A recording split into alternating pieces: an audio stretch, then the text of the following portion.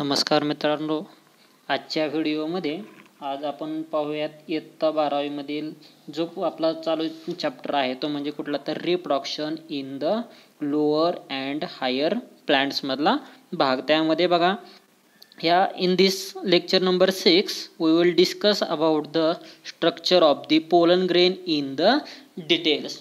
म्हणजे याच्यामध्ये काय पाहायचं तर आपल्याला पोलन ग्रेनचं स्ट्रक्चर्स कसं आहे, कुठल्या पद्धतीनं आहे ते आपल्याला काय करायचं तर डिटेल्समध्ये आपल्याला याच्यामध्ये ऑब्झर्व व्हायचं आहे. Now listen carefully. This pollen grains are also called as the microspore. म्हणजे ह्या पोलन ग्रेनलाच काय म्हणू शकतो आपण तर मायक्रोस्पोर. म्हणजे दोन शब्दांनी ह्याचा उल्लेख आहे. काही वेळेस ह्याच्यामध्ये मायक्रोस्पोर म्हणतात तर काही वेळेस ह्याला काय म्हणतो आपण तर पोलन ग्रेन असं म्हणू शकतो. Okay, now firstly see the location. Actually locations, pollen grains are produced in the pollen sacs of the anthers. आता जे anthers आहेत ह्या anthers, आता anther are present. It is anther is the parts of the androecium किंवा स्टॅमेल्स म्हणू शकतो. यांचं काय तर पार्ट्स आहे. म्हणजेच actually location of the pollen grains is the pollen sacs of the anther. anthरच्या pollen sacs मध्ये काय असतं हे pollen grain present असतात. Okay, now see the details. Firstly, these are the smalls. Okay, now see the pollen grains are a small. एकदम लहान लहान त्यांची काय असते साईज असते. त्याच पद्धतीनं इट इज अ युनिसेल्युलर्स. म्हणजे ते सेल जर पाहायचे म्हणले तर कसे असतं बेटी, it is a unicellular as well as it is a uninucleate. त्याच पद्धतीनं कसे असतं युनिन्यूक्लिएट असतात त्याच पद्धतीनं अँड अ हॅप्लॉइड अशा टाईपचं काय असतं त्यांचं structure. Basically generally they are a spherical. म्हणजे हे जे पोलन ग्रेन्स आहेत ते कसे असतात तर काही वेळेस आपल्याला किंवा जास्तीत जास्त maximum time generally they are the spherical. Sometimes it is a oval shapes, but in large cases these pollen grains are generally in the spherical shape. Okay, then each pollen grain has basically two layered wall. म्हणजे प्रत्येक pollen ग्रेनचं किती असतात तर basically 2 layered walls असतात. त्यामध्ये दोन जे आहेत ते म्हणजे one wall is the exine and second wall is the एंटाईन.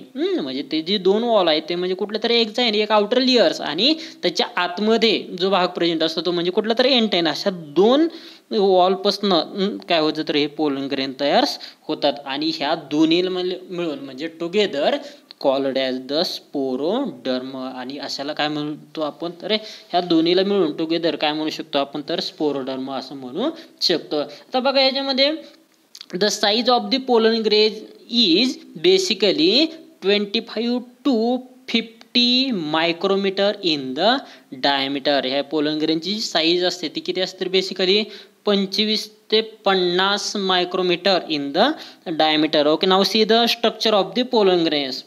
Okay, which cells are the basically बघा याच्यामध्ये पोलन ग्रेन जर बघायचं म्हणलं तर त्यामध्ये कुठले तर शेप जर पाहायचं असेल तर कसं आहे तर त्यांचा स्पेरिकल्स आहेत. त्यामध्ये 2 लेयर्स आपल्याला त्याच्यामध्ये जाणून येतात. ते 2 लेयर्स म्हणजे कुठलं तर ह्या ठिकाणी हा जो लेयर दिसतो आउटर लेयर्स तो म्हणजे कुठला तर एक्झाईन्स. त्याच्या आतमधला जो लेयर्स आहे हा लेयर्स, तो लेयर्स म्हणजे कोणतं तर एंटाईन लेयर्स. अशा टाईपचे काय होतं तर 2 लेयर्स काय होतं तर आपल्याला सहजासहजी ऑब्झर्व होत जातात. नंतर पुन्हा त्याच्यामध्ये वेगवेगळे सेल्स आहेत, जनरेटिव्ह सेल्स, नंतर व्हेजिटेटिव्ह न्यूक्लियस, जर्मोपोर्स. ओके, लक्षात ठेवण्यासारखं आणखी एक पॉईंट्स आहे. हा एक्झाईन सेल्सच्या ठिकाणी काय असतं exine in between exine and intine the pore will be present, germ pore will be present. Okay, तो जो भाग आहे तो आपल्याला आपण काय करायचं तर पुढील भागामध्ये तो पाहूयात. मग त्याच्यामध्ये बघा काय करूयात तर आपण एक सुरुवातीला एक भाग पुढे जाऊयात. Okay, now see the first part is the exine. काय करू तर आपल्याला ह्याच्यामध्ये दोन्ही भाग पार्ट बघायचे. तो एक्झाईन बघायचा आहे, त्याच पद्धतीने कुठला तर intine. Okay, now see the characters of the exines. It is the outer layers. आपण काय केलं तर we will see in the structures of the pollen grain the outer layer of the pollen grain is called as the exines. Okay, then it is usually hard and the thick. Second character is the it is usually hard. कशा आहे तर एकदम hard आहे. त्याच पद्धतीने कशा आहे तर it is a thick. Then next see the third character, it is either spiny in the dicot or smooth in the monocot. जे काय डायकॉट प्लांट्स आहेत त्याच्यामध्ये त्याचं स्ट्रक्चर बघायचं म्हणलं तर कसं असतं तर basically it is a spiny and in the monocot the structure is a basically smooth. त्याच पद्धतीने बघा it shows thin areas minute opening at certain regions called as the germ pores. एक लहान एकदम लहान छिद्र म्हणू शकतो आपण किंवा मायन्यूट ओपनिंग एका रिजनला जी ओपनिंग असते अशालाच काय म्हणायचं तर जर्म पोर असं म्हणू शकतो. मग ही मायन्यूट ओपनिंग जी आहे ती कुठनं ओपनिंग राहणार आहे तर इन द एक्झाइन्स. त्याच पद्धतीने बघा made from a hard substance called sporopollenin. महत्वाचा पॉईंट आहे लक्षात ठेवण्यासाठी. हा जो तयार होतो मेड फ्रॉम हार्ड सबस्टन्स, जो सबस्टन्स आहे तो म्हणजे कुठला तर स्पोरोपोलेनिन पासून काय होतं तर हा तयार होऊ शकतो. लक्षात घ्या त्याच्यामध्ये जे प्रोटेक्टिव्ह त्याचे जे फंक्शन्स आहेत ते फंक्शन्स म्हणजे कुठलं तर प्रोटेक्टिव्ह हेल्प करणं. मग कोणाला तर हे जे पोलन ग्रेन्स आहेत त्याच्यामध्ये इंटाईन आहे, एक्झाईन लियर्स आहे, त्याच्यामध्ये जे असणारे जे वेगवेगळे जनरेटिव्ह सेल्स आहेत, व्हेजिटेटिव्ह सेल्स आहेत अशांना काय करणं तर प्रोटेक्शन करण्याचं काम किंवा पोलन ग्रेनला प्रोटेक्शन करण्याचं काम जो लेयर तयार करतो तो म्हणजे कुठला तर एक्झाईनचा parts. Okay now see the next part is the intine. जसं की एक्झाईन आहे त्याच पद्धतीचं काय करायचं तर आपल्याला पुढचा जो पार्ट्स आहे तो पार्ट्स म्हणजे कुठला तर एंटाईनचा पार्ट आपल्याला ह्या ठिकाणी बघायचा. एंटाईन म्हणजे काय आहे तर it is a inner part आहे.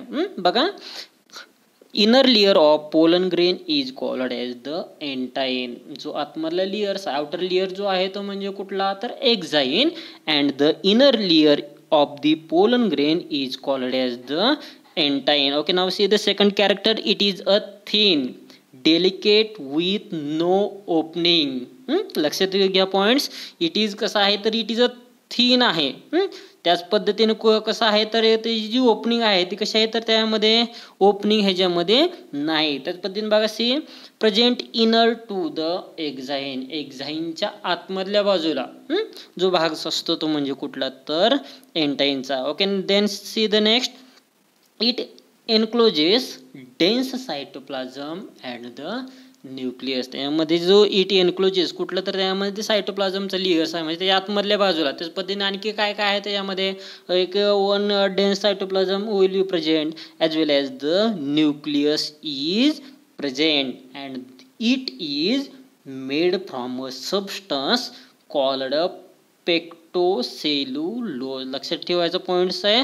हा काय करतो तर एक सबस्टन्स पासून तयार होतो पण कुठल्या तर पेक्टोसेल्युलोज पासून काय होतं तर हा डेव्हलप होतो. आता okay now see the breakdown of the pectocellulose means काय तर pectin plus cellulose. When pectin plus cellulose will be combine to form the pectocellulose. Okay, then see the next character is the it develops into pollen tube. म्हणजे pollen tube develop होण्यासाठी काय असतो तर हा जो इंटाईन layers आहे हा इंटाईन layers काय असतो तर महत्वाचा असतो. आता पोलन ट्यूब कशाला लागणार आहे तर आपल्याला ज्यावेळेस मिल्क डेव्हलपमेंट होणार आहे पुढच्या व्हिडिओमध्ये आपण पाहणार आहेत मिल्क डेव्हलपमेंट कशी होत जाते कुठल्या कुठल्या पद्धतीने होते.